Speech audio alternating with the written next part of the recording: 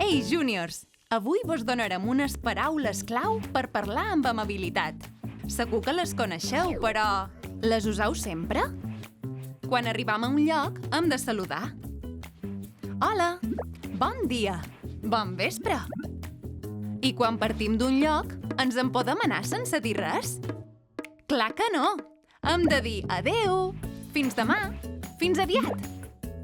Si hem de demanar alguna cosa, sempre anirà millor si deim per favor. O heu de provar. Quan heu d'agrair alguna cosa, no oblideu dir gràcies.